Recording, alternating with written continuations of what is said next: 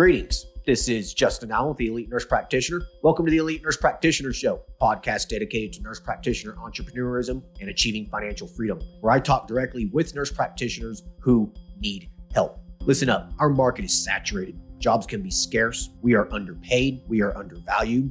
We are taken advantage of by the sharks within the healthcare system, and frankly, screw that. I'm sick of it, and it's time for a change. And listen, I'm here to help make that happen. We are powerful. We can forge a path where we are in control of our career and ultimately our financial and personal well-being. You do not need to submit to healthcare administrators and your doctor overlords. You do not have to take a measly salary. You do not have to work 50 to 60 hours a week. There is a different way, and I'm here to show you that path. This podcast is raw and unfiltered. I have not talked to the nurse practitioners in this podcast prior to the call outside of an email exchange to schedule the episode. What you're about to listen to is a consultation session between a nurse practitioner and myself. It is real, it is unscripted, it is unplanned, and I have no idea what we're going to talk about. Anything and everything can happen during our conversation. The nurse practitioners in these episodes are struggling with an issue in their professional or financial life, and they have reached out to me for help. My goal is to help the nurse practitioner with actionable advice that will enhance and improve their professional, business, and financial life. My other goal is to hopefully help my nurse practitioner sisters and brothers build a more productive, powerful, and free life. So I hope the content and information within these podcast episodes does just that. All right, onto the episode.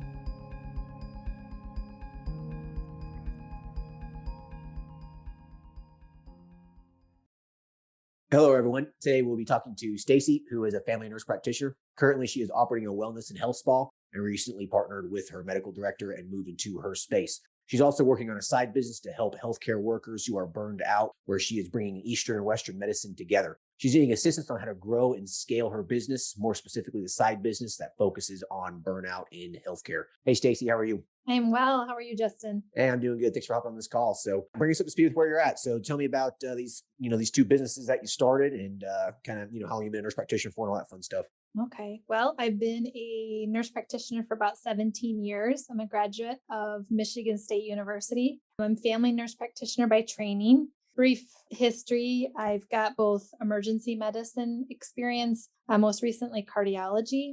About 3 months ago, I quit my clinical jobs to pursue this medical health and wellness space. I, like a lot of other nurse practitioners, healthcare workers, was feeling incredibly burned out prior to the pandemic, of course, but I think the pandemic made it a whole lot worse. Sure. So I decided to quote, take the class to learn some Botox and fillers. I enjoyed it. Over the last couple of years, I've been very small with medical aesthetics, but most recently, I've partnered with a very good friend of mine. Her name is Allie, who is a Reiki master and an energy healer, to reach out to healthcare workers who might feel burned out to see if we might be able to marry Eastern medicine with Western medicine. Mm-hmm.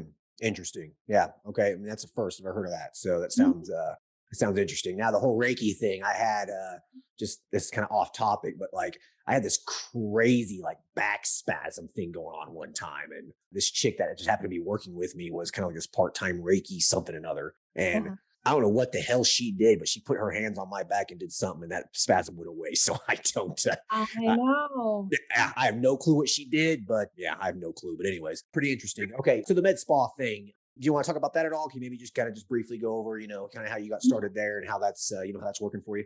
Yep. So I initially, after getting a very basic education in medical aesthetics, rented my own private space inside of a salon where I was doing Botox and fillers. My medical director, who is a good friend of mine, I've known her for about 20 years. She's a practicing emergency physician. She had her own space about 45 minutes from where I was at. And what her and I learned was that we were better together. She's still practicing clinically. So when my lease was up in my small space, I decided to combine forces and I moved into her space, although we're kind of together but separate. So her and I have been working together and that's been going really well. I would like to pursue more of the wellness space as well. That's where I'm at currently. Okay. So business is pretty good then for what you're doing? Yeah, I mean, it's certainly not as busy as what I would like it to be. It's not replacing my previous income as a practicing nurse practitioner. I see though that it has the potential. I just quit my clinical jobs a few months ago, so I'm, kind of feeling my way through on how the business part of it will work. Gotcha. Okay. So you kind of just, took the leap of faith and you're just diving straight into it. Well, I mean, you're going to have the time now to focus more on it and grow it. Hopefully, you moving into this other person's space. Are you guys going to be able to bounce clients off each other or? Yes, absolutely. And I think that's the best part of it. We had each other. My clinical skills with the aesthetic part of it have quadrupled since we've been together because her and I can critique each other's work and Yeah. teach me and vice versa. Yeah. Cool deal. Just make sure that, your business is your business. Her business is her business. Your clients are your clients. I mean, it sounds like you guys are good friends. So, chances of anything bad happening sound like it's probably slim, but, bad things still can happen, especially when money and, businesses involved. So Yeah. just be careful, be very cautious, going through this. I would just hate for something bad to happen and then you're, shit out of luck here because you have no patience and, you have to leave or something. So just make sure that, you're trying to keep your business, her business is her business. You're just basically in her space. Yeah. Yeah. Yeah. Well, So, and part of that, one of the reasons why I reached out to you was, this other portion of these case studies that I'm doing with my girlfriend, Allie. I'd like to see how that evolves and see if there's a way to reach out to more potential patients, probably with a remote type of concept rather than right physically inside of a clinic. gotcha. So you're wanting to build that up. You want to focus on that more than basically this, this med spa thing you're doing. I think I do. Brief backstory. Back in May, part of the individuals that I've met through Allie, this Reiki master, I went out to Sedona, Arizona for a women's retreat and learned a lot more about their practice, the yoga practice, the Reiki. And I just felt like as a healthcare worker, it helped me so much to understand some of that. Sure. I want to be able to reach out to other people who are way outside of my geographic location to carry on this health and wellness, Eastern meets Western medicine vibe. Okay. So you want to focus a little bit more on this. I guess your motivations are because it's just more remote, very few liabilities associated with it. Is that kind of like your reasoning behind it? Or I think so. I like the remote. I followed a couple of nurse practitioners who kind of do this on a much grander scale where, it's more online Zoom type of medicine. I think that my outreach will be bigger if I don't just focus on this geographic location. My challenge is how do I build that? How do I scale it? I kind of foresee us, talking with hospital systems about this, maybe offering remote retreats as well. yeah, this is interesting. So I guess walk me through how you envision the process though first. I need to understand kind of Mhm. exactly what it is that you think that you're going to do. So let's just say, for example, you create this website or whatever, and some physical therapist approach you and they're burned out or whatever it may be. So walk me through how you envision this process. So, they reach out to you and then kind of what happens. Like what exactly is it that you're doing? So the best way to do that is to just describe to you what I'm doing currently with the two case studies that Ellie and I Okay. are. Okay. And I'm just sort of letting it flow and letting it vibe and see where my skills come in. So we did a Facebook Live and I just told my story about being a nurse for 22 years and an NP for 17 and how over the last 3 to 4 years, I just felt like my hypothetical bucket was empty and that I didn't have anything else to give. And her and I talked about how I had reached out to her. She happens to also be, live in my neighborhood, and how the yoga and the meditation and her Reiki healing and these little retreats were helping me fill my bucket back up so that I could be more effective as a nurse practitioner. So we talked about that. We asked for some folks who were interested in letting us kind of figure that out for them. So they filled out an online application. We asked them questions about, how are you feeling? How long have you been in healthcare? What do you think would help you get your motivation back? Have there been traumas in your life? So we went through, we had a really good result. We had about 20 people actually take the time to fill out an application. So we chose two that we thought we could help most efficiently in the beginning. And then her and I met with them in person. So the one happens to be local. So we brought over to the lake that we live on. We sat outside in the park and we talked about how she'd been feeling, how long she'd been in healthcare, etc. So not to draw this out, what I did was I brought her back individually and I sort of treated it like I would a regular office visit as an NP. So I talked about her medical history, her medications, recent laboratory studies, things that might have happened in the past, a full H&P basically. Sure. And then Allie has met with her individually and done her Reiki healing and, all of her magic hands and things like that.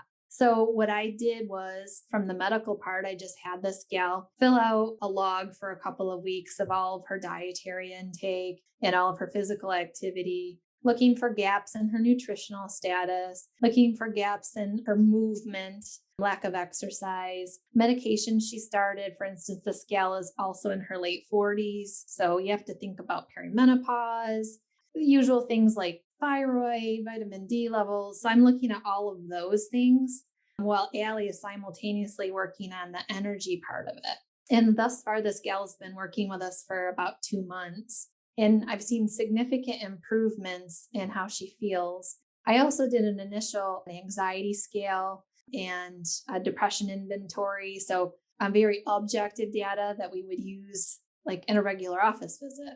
Interesting. Okay. So it's a very integrative kind of thing. Yeah. No, I like it. It's very unique. All right. So I got a basic understanding of kind of what it is. So I guess your question is how do you get this out to the world? Yeah. Yes. Yeah. Okay. Well, first and foremost, you guys need to make sure that you have a process and a system in place here that is pretty, rock solid and repeatable. Okay. So labs, basically the same thing you're going to do time and time again with most patients. So it needs to be a very, very repeatable thing. Okay. Yep. So first and foremost, make sure you have all the processes written out and, have kind of a plan, so to speak. I don't think you need a business plan, but more or less just a, clinical kind of thing that you guys are going to be doing. Does that make sense? Yeah. That's where the scales, the anxiety and depression scales came in, the H&P. Got it. And she's got a similar system for her Reiki. Okay. We've been giving this woman that we're helping currently summaries of all the data. To you, it probably looks like a SOAP note, my portion of it. Got it. So then are you going to be using like an EMR or anything? Have you thought about any kind of electronic systems or anything like that? Or I've thought about it. There've been a couple of course, that's what do you call that? $100 question? Right. $100 questions versus $10,000 questions. Yeah. I mean, it's $100 question, but it's something that's important during this little initial startup phase. Yeah. Yeah. So I've thought about that. I guess I'm just trying to figure out, what systems I'll put in place so that it is repeatable. All right. Yeah. So make sure that you guys really hammer that out. I mean, once it's done, it's done. Okay. Mm-hmm. So for something like this, I think you just really need to have that in. So that way it's a repeatable thing, as you grow and scale and hire another nurse practitioner, maybe they can just hop on board. Or if you get a receptionist or a virtual assistant to, answer phone calls and emails, like they can see it and visualize it. Right. Yeah. I like that. So just make sure that you have something kind of like that. It doesn't need to be a 100-page, standard operating procedure manual. I mean, who cares? You don't need that kind of nonsense. Just something for you guys to use, right? Uh-huh. So just make sure you get that kind of structure set up and all that kind of stuff, okay? But in terms of how you get this out, so I think this should be pretty easy, but then my mind is going in another direction, like it could be potentially difficult. So you want to target healthcare workers, right? Yeah, because I want to be able to relate to these people also.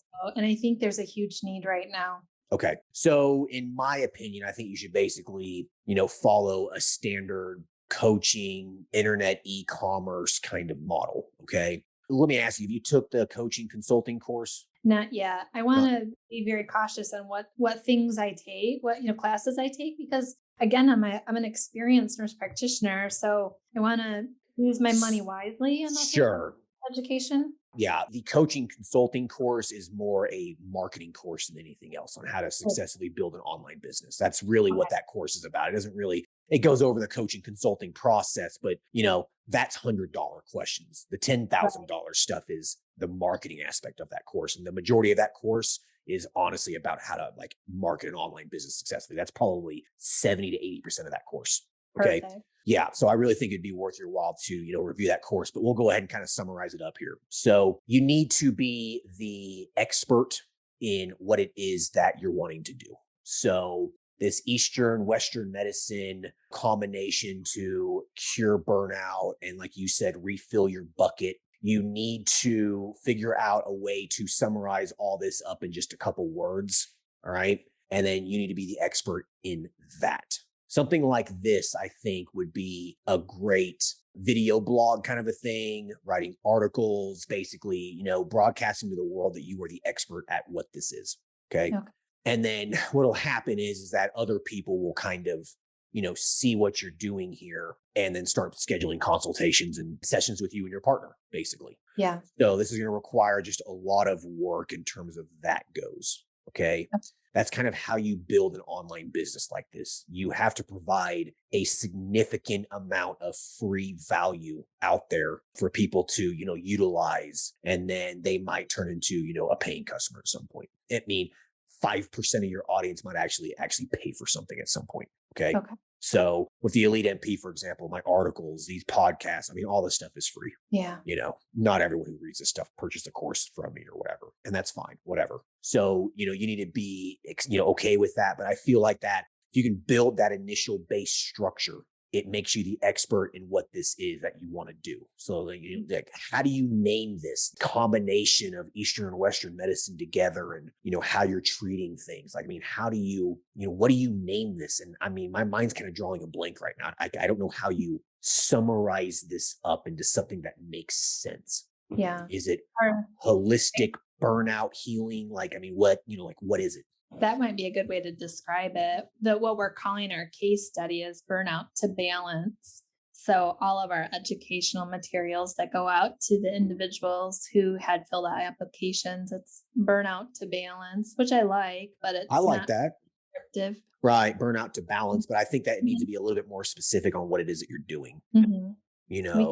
Like, yeah, I think you're going to have to fine tune that. I really like the way you describe, refilling your bucket. Like your compassion is gone. There's nothing left. Yeah. And as a healthcare worker, I think that's quite, to us often it's quite shameful. That's our identity. I felt like that for years before I finally left that urgent care. Yeah. I have no compassion for your strep throat. So yeah, how do you refill that? And that is something that, like you said, any healthcare worker experiences this. Or you're done. Right. How could you envision bringing that concept to like a major healthcare system? Like let's say, Sparrow Health Systems in Lansing, Michigan. How might we approach the folks there to help current employed workers to help retain them? So you have to sell it first and foremost. You have to sell them on that concept, on what you're going to do. You have to show them the percentages of people that are working, from everyone from the CNA to, the surgeon. Okay. You need to show them how this burnout decreases their production and ultimately affects their bottom line. And then how your treatment, your intervention refills that bucket and increases their production again. Because at the end of the day, that's all those people care about. Yeah. Does that make sense? It makes absolute sense. Right. Yep. You have to sell them on it. You have to show numbers. You have to do some research on your end. These case studies are a fantastic thing that you can do. And this could be stuff that's put into basically your sales pamphlet. Yeah. Right. You create a PowerPoint. Like what you're going to have to do if you want to get into the healthcare systems, which I think is a good idea. You want to get into these systems and try to sell them on this. I don't think we need to talk about pricing, all that kind of stuff right now, but like you need to call HR, you need to call the director of provider acquisition or, the director of retention. There's so many stupid titles in healthcare administration. Like you need to find the right person to talk to. Yeah. And I think it's going to be someone in the HR department more than likely. Okay. Like the retention, employee retention it's a serious problem. And so if you can figure out a way to improve the retention numbers and improve production, you got yourself a client. Yeah. This is going to be one of those things that you have to call and call and call and keep calling, and you're going to get a bunch of no's. So you and your partner need to walk away, be okay with the rejection, because you are going to be rejected more times than not here. And so you need to make sure that that doesn't drain your personal bucket. You know what I mean? Yeah. So you need to be okay. It might take 100 presentations, 100 proposals before you get one person to say yes. But that one yes could change your life. Yeah. So Absolutely. just be okay with that. So go into it with realistic expectations. I love it. Yeah. I love it. Yeah.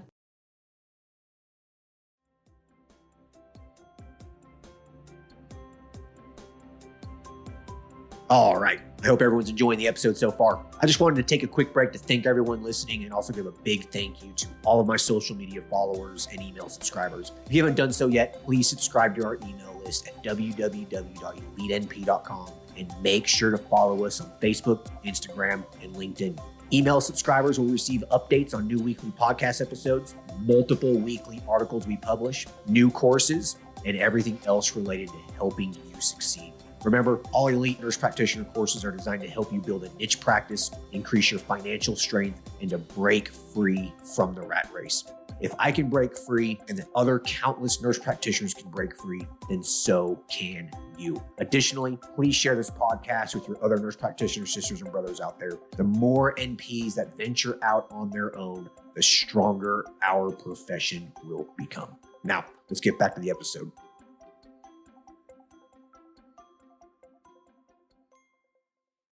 So I think that if you can get into a healthcare system and convince them, then I think you got a home run. And I think you guys need to be willing to travel and just venture out, talk to the right people. I mean, imagine if you get a contract with a very, very large healthcare system. I mean, that in itself could turn into a full-time gig. One healthcare system. You know what I mean? That's what I'm saying. All you need is one. Yeah, it's so important. It is.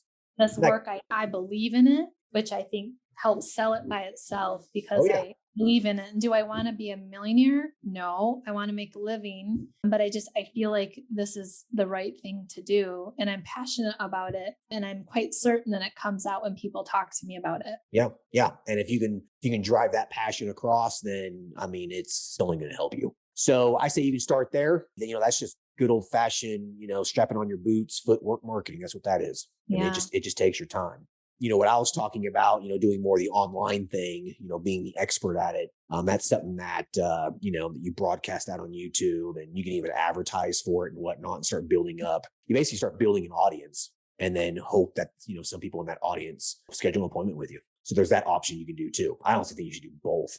Yeah, I see both. Yeah, absolutely. Because you better believe those healthcare administrators are going to look you up and they see your website. You have 100 videos, you have 200 articles about this. They're like, damn, this woman's for real. I love the idea. And bravo to the first healthcare administrator that does reach out. Who cares about their staff? Right. Bravo to that person. Bravo to them, but you still got to sell them on it. Okay. Yeah. Talk about the bottom line. That's what matters to those people. Yeah. At the end of the day. Yeah. So that's true. Yeah. Well, this has been very effective. I appreciate your advice. Absolutely. Do you have any other questions about how you might, grow or scale that? I mean, there's so many moving parts with what you want to do. What do you think is the thing I should focus on first? Should I focus on, I can't do all of it all at the same time. Right. So should we focus on completing our case studies, getting some objective data, and then heading to the healthcare systems? You got to build the foundation and the base of this business first. Okay. You got to have some sort of public appearance. You got to have some sort of public, something that someone can look up. So yes, focus on these case studies. Try to get some more case studies. Okay. Two ain't going to sell it. All right. Right. You need to get more case studies. You need to get more numbers. Start ramping that up. You need to get a website. You got to start building those kind of just basic foundations. A website, a Facebook page, a YouTube channel. You need to start writing some articles. You need to start maybe recording some videos. You need to build this website. Once you do all that, you kind of have like this base structure, and that will help you with the PowerPoint presentation you eventually have to make to, present to the healthcare, administrators, the brochures, the pamphlets. You writing all this stuff for the public and for potential customers, it's going to put you in the right mindset to eventually write, the sales stuff that you need for approaching these healthcare administrators. Does that make sense? Yeah, those piggyback off each other really easy. Right. Sure. Right. Exactly. So I think that you really should make, a website and, this stuff a real priority. You got to get this base stuff done first. Okay. Like build the foundation of your business first. You got to pour the concrete first before you start building the house. Okay. So just get that stuff out of the way. It's a lot of busy work. There's a lot of $100 questions in there that you have to do, but it ultimately turns into that $10,000, $100,000 action. Okay. Yeah. Sounds like- So I would just spend the next few months really just kind of knocking that out. Be patient with this. It's going to take some time to build. Mhm. Yeah. So I like it. I like your advice. Thank you. You're welcome. Do you have, I guess, any other questions with that? I think that, I think you need to be okay with spending a little bit of money marketing it as well if you want to start kind of getting the word out.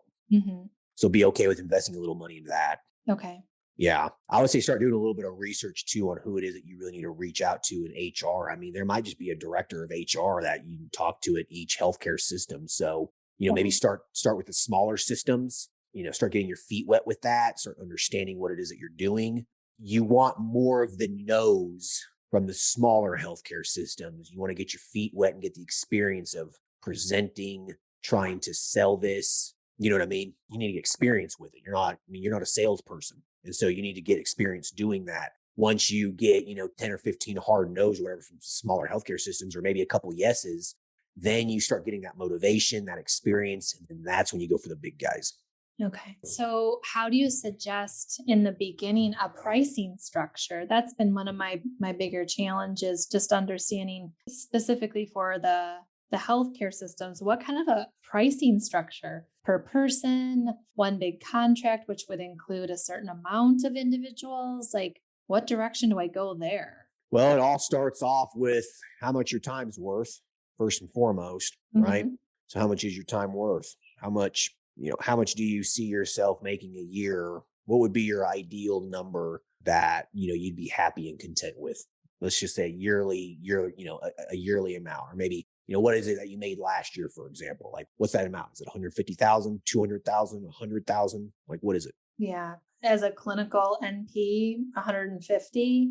Right. Like that's what would make you happy. $150,000, $160,000. It wouldn't necessarily make me happy, but it'd make me comfortable. So if I'm happy doing what I'm doing to monetize, that speaks volume, because I was making 150,000 and I was miserable. Yeah. And it doesn't matter if you're miserable, right? You couldn't pay me $400,000 a year to be miserable. Yeah. Right. Yeah. So I guess between $200,000 to $300,000 sounds like you'd probably be pretty happy. I think so. Yeah, absolutely. Yeah. So then, call it $100 an hour.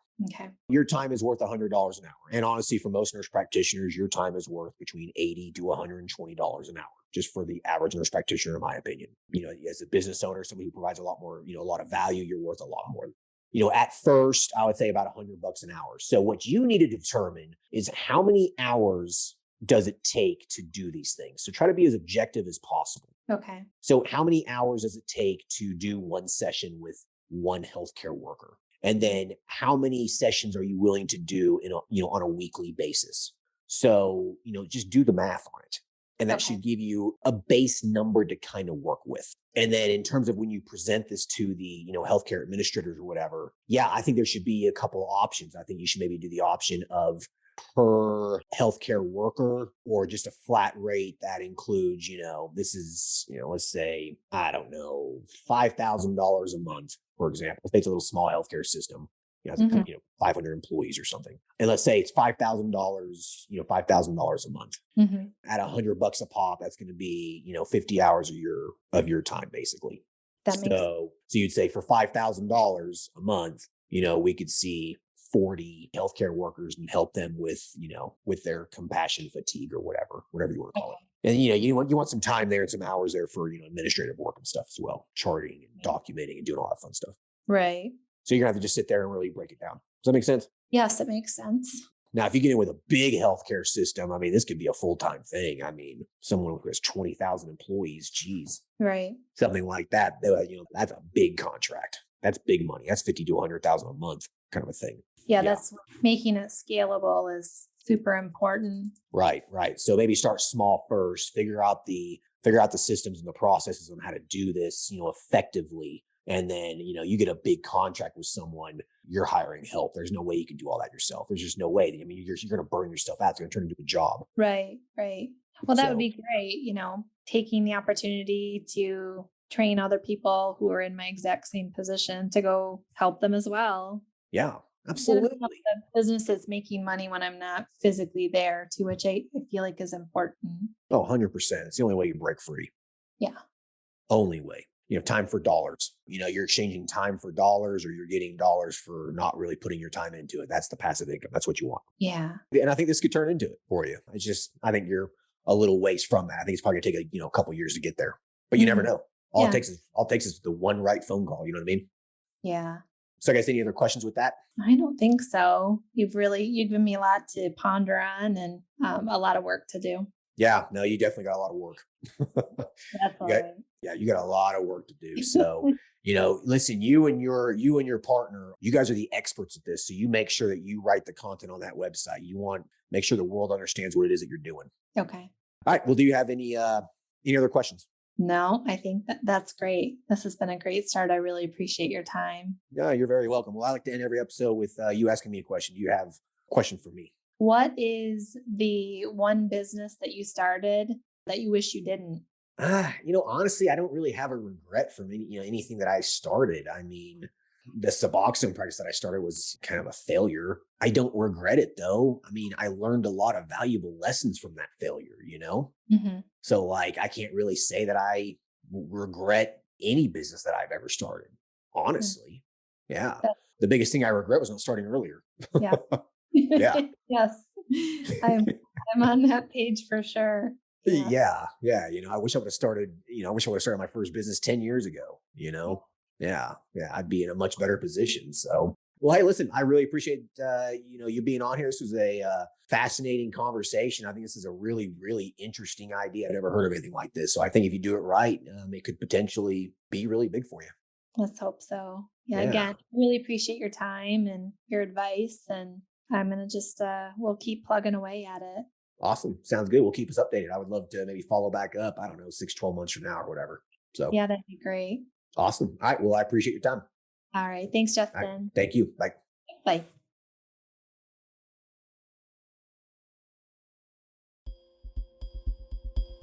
All right. I hope everyone enjoyed the conversation with Stacey. She has a very, very interesting idea. And yeah, I dig it. I think she could do well with it as long as she is patient and she continues to hustle, tries to get the word out and really tries to just basically contact each healthcare system she can and talk to the right people and just keep hammering at it. And so I guess that's the big thing I want everyone to take away with this is that, sometimes it takes lots and lots and lots of no's to finally get a yes.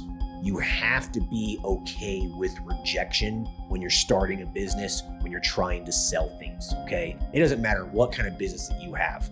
More people will reject you than accept you, okay? That's just part of it. I mean, if you start a business that everyone accepts, you just found yourself $1 billion idea, okay? So most businesses, okay, you're gonna get more rejections. You need to be okay with that. In her case, she'll probably get a lot of rejections, but all it takes is one person to say yes. Just one person could change her life, you know what I mean? And the same thing with your cash-based niche practice, for example. You might get a lot of patients calling, interested in your services. Do you take insurance? No. And they hang up or they leave or whatever, okay? So for every 4 to 5 patients that say no, you're gonna get a yes though with a cash-based practice. It's kind of what I find with my men's health clinic, okay? So just be aware of that. You're gonna be getting lots of no's, but you will get some yeses. So keep that in mind as you go through this process. All right, hope everyone enjoyed this episode.